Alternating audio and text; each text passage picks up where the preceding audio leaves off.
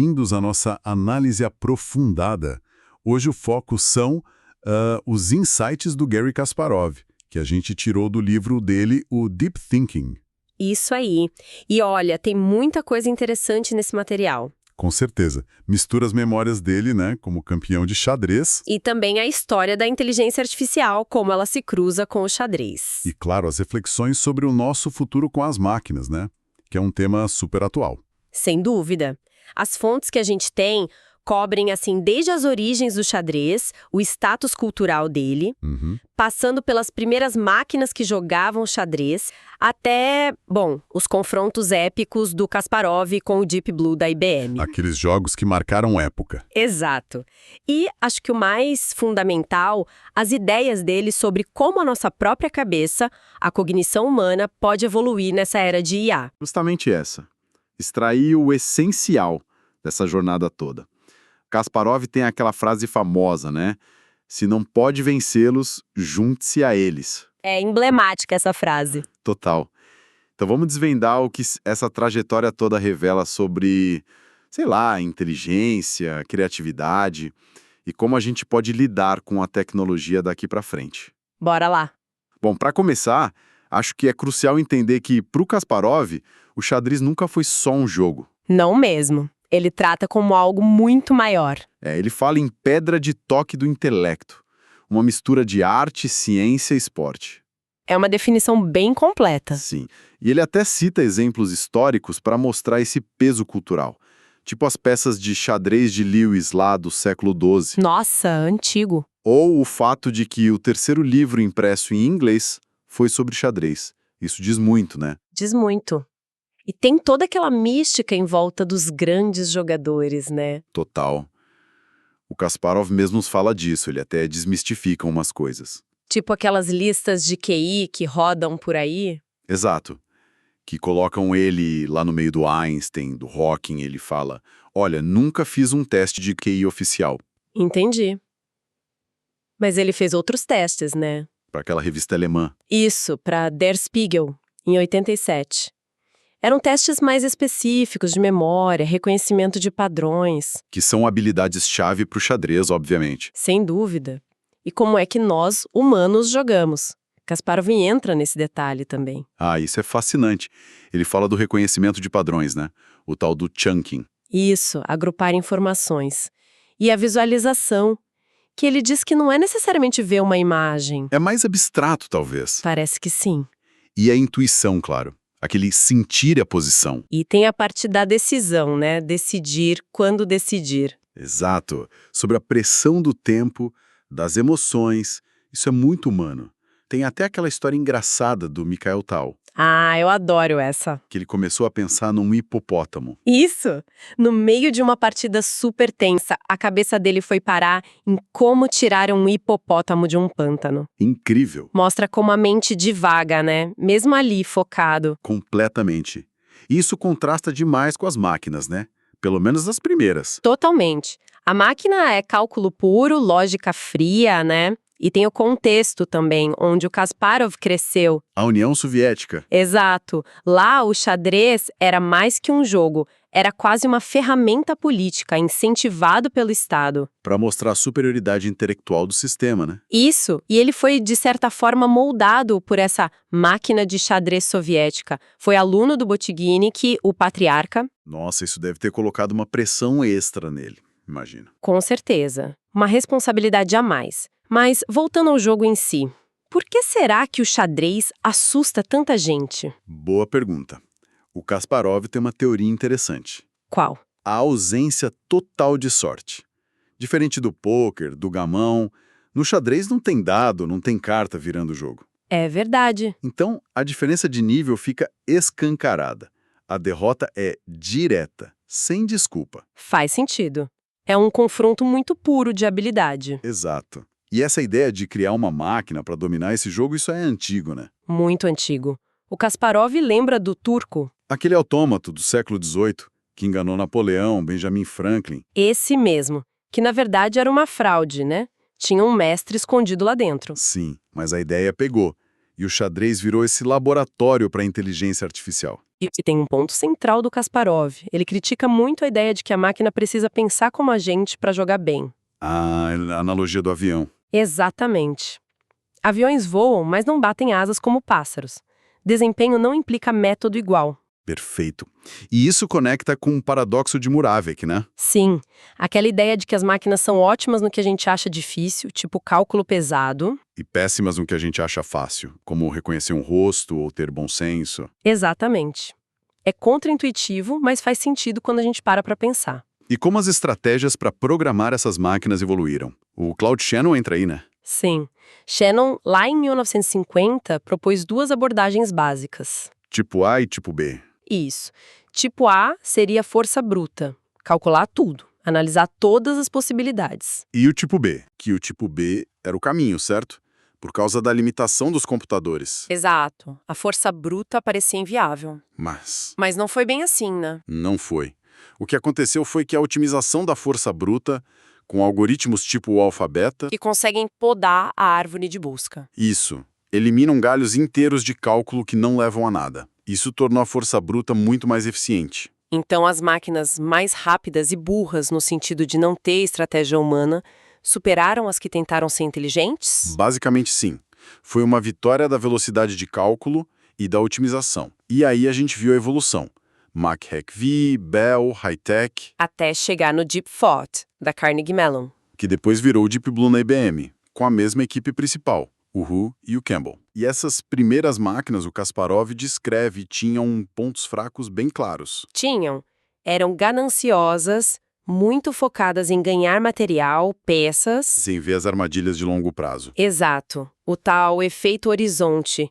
A máquina simplesmente não calculava fundo suficiente para ver o perigo lá na frente. E aí os humanos criaram as táticas anticomputador. Sim, jogar mais fechado, mais posicional, evitar tática direta, explorar essa miopia estratégica da máquina. Era um jogo de paciência. Interessante. E a primeira vez que o Kasparov teve contato mesmo com o computador não foi nem jogando xadrez, né? Pois é, muito curioso isso. Foi com o computador Acorn, que ele ganhou num torneio em 83. E tinha um joguinho, o Hopper. Isso, ele, já um super jogador de xadrez, se achou o máximo no Hopper lá em Baku. Ah, já sei onde isso vai dar. Pois é. Foi visitar o Frederick Friedel, que depois ia fundar o Chessbase com ele, e foi simplesmente humilhado no joguinho. Por quem? Pelo filho de 3 anos do Friedel, o Tommy. Não acredito.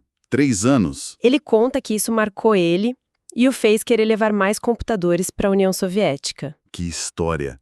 E essa parceria com o Friedel rendeu o Chessbase, que foi uma revolução. Fundamental. Lançado em 87, o Chessbase mudou tudo na preparação. Um banco de dados gigantesco, fácil de consultar e analisar. Adeus pilhas de livros e cadernos. Exatamente. Kasparov percebeu ali. O futuro da preparação era na frente do computador. E isso, somado à força crescente das engines, os programas de xadrez, E teve um impacto global imenso. Kasparov fala muito da democratização do xadrez. como assim? De repente, um garoto ou garota em qualquer lugar do mundo, sei lá, na Índia, na China, lugares sem tanta tradição, Podia ter acesso a treinamento de altíssimo nível, né? Com um PC. Exato. O exemplo clássico é o Magnus Carlsen, da Noruega. Cresceu nessa era, treinando com máquinas, analisando com bases de dados e virou campeão mundial. A tecnologia nivelou o jogo, de certa forma. Muito. E não só quem joga, mas como se joga mudou também. Como assim? Uma geração inteira cresceu treinando com máquinas. E as máquinas não têm dogmas, não têm, essa jogada é feia, essa abertura é inferior. Elas só calculam o melhor lance, objetivamente. Isso. Então, surgiu uma geração de jogadores mais pragmáticos, focados no resultado da análise. Mas na elite teve um movimento contrário também, né? O anticomputador. Sim, para evitar as linhas de abertura superanalisadas, as minas terrestres preparadas com engines, muitos começaram a buscar posições mais estratégicas, menos exploradas. E o Kasparov foi tendo os confrontos sérios dele com as máquinas. Ganhou do Deep Thoughts em 89, Mas aí, em 94, perder um jogo rápido pro Fritz 3 foi um alerta. E ele começou a notar que os programas tinham estilos. Tinham, sim. Como se fosse um DNA dos programadores, sabe? As prioridades de cada um refletidas no jogo da máquina. Não era tudo igual. E tudo isso foi preparando o terreno, né? Para aquele momento. O clímax. Os matches contra o Deep Blue. A expectativa era gigante, imagino. A mídia tratava como... A última batalha do cérebro. Era essa a narrativa. O humano contra a máquina. Kasparov devia sentir um peso enorme. Com certeza, mas ele também via como um momento histórico, né? Tá no centro daquilo. O primeiro match, 96, Filadélfia. Kasparov ganhou, 4-2. Mas levou um susto no começo, né? Levou. Perdeu o primeiro jogo. Disse que sentiu ali um novo tipo de inteligência. Foi um choque. Mas ele se adaptou. Conseguiu. Explorou as fraquezas que a máquina ainda tinha no jogo posicional, na estratégia, ganhou bem os jogos 5 e 6, saiu confiante, apesar de uns problemas técnicos da máquina. Mas aí veio a revanche. 97, Nova York. E a história mudou. Mudou completamente. Kasparov perdeu por 13,5 a 2,5. E o que ele diz que mudou, além do resultado? A postura da IBM, principalmente. Ele descreve como algo radicalmente diferente. Foco total na vitória, custe o que custar. Menos ciência, mais marketing. Exatamente. Menos transparência, negaram a ele acesso aos jogos de treino do Deep Blue, virou uma caixa preta. E ele fala de táticas para desestabilizar ele também. Sim, como atrasos programados em momentos-chave. Isso foi confirmado anos depois por um membro da equipe IBM, o Ilescas. Nossa. E teve o jogo 2, que foi um golpe psicológico duro para ele. Brutal. O Deep Blue jogou bem posicionalmente, Kasparov errou sob pressão e abandonou. Só que a posição era empate. Exato. No dia seguinte, analisando, viram que era empate por cheque perpétuo. Para ele, abandonar o empate, inédito na carreira, naquele palco, foi devastador para a confiança. A máquina fez ele duvidar de si mesmo. Totalmente. E ainda tem a polêmica do lance 44 da máquina nesse jogo. Ah, sim. Foi bug ou foi genial? Ninguém sabe direito, né? É uma lenda. Kasparov hoje acha que não foi um bug que o derrotou. Mas na época aumentou a confusão, as teorias, e ainda tiveram os crashes da máquina que precisaram de reset manual. Isso levantou dúvidas. E o jogo 6? Foi um colapso rápido dele. Foi. Ele estava exausto, psicologicamente abalado, escolheu uma linha da Caro-Kann que permitia um sacrifício de cavalo conhecido. Mas que ele achou que a máquina evitaria, por ser arriscado posicionalmente. Exatamente. Só que aí vem a revelação do Ilescas anos depois. Que a equipe IBM teria mandado a máquina fazer aquele sacrifício. Isso. Mandaram fazer se a posição surgisse. Apostaram na psicologia que o Kasparov não esperaria aquilo da máquina. E deu certo. Ele caiu na armadilha. Que coisa, hein? O pós-match deve ter sido tenso. Muito. Kasparov ficou frustrado com a IBM não liberando os logs completos do Deep Blue, sentiu que a ciência foi deixada de lado pela competição. E a IBM desmontou a máquina logo depois, né? O que não ajudou. Só aumentou as suspeitas. A conclusão do Kasparov anos depois não é que teve fraude humana direta nos lances. Mas que as táticas da IBM foram... antiéticas. Isso. Uma traição ao espírito da competição justa, nas palavras dele, falta de transparência, manipulação psicológica. Uma derrota dura. Mas em vez de parar, ele foi para outro caminho, né? Foi. Isso é incrível. Já em 98 ele lança o xadrez avançado. O xadrez Centauro. Humano mais máquina. Exato. A ideia era combinar o melhor dos dois, estratégia humana, criatividade, com o cálculo bruto da máquina. Buscar o nível mais alto de xadrez possível. E isso levou àquela observação dele, a lei de Kasparov. Ah, sim.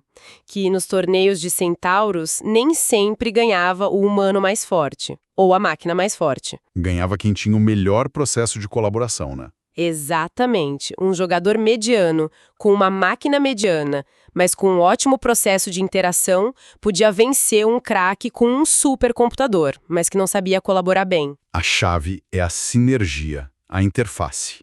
Uma lição enorme, que vai muito além do xadrez. Com certeza. E ele fala sobre como a gente já faz isso no dia a dia, né? A tal terceirização cognitiva. Usar o celular como memória, o GPS como direção. Isso. E ele argumenta que isso não nos deixa mais burros. Assim como a escrita não nos emburreceu. Liberar a mente para outras coisas. Exato. Mas tem um risco, ele alerta. Qual? O da superficialidade. Achar que ter acesso fácil à informação é o mesmo que entender de verdade. É preciso ter consciência para usar bem essas ferramentas.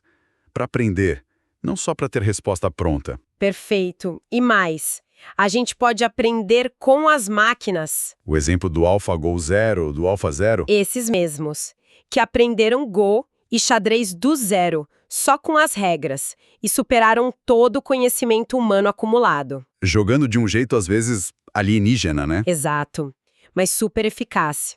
Kasparov vê eles como um novo tipo de IA, o tipo C, que não só calcula ou imita, mas que gera conhecimento novo. Fascinante. E ele também acha que as máquinas podem nos ajudar a ver nossos próprios erros de raciocínio. Podem sim. Elas são objetivas, não têm nossos vieses cognitivos. Tipo a falácia do jogador.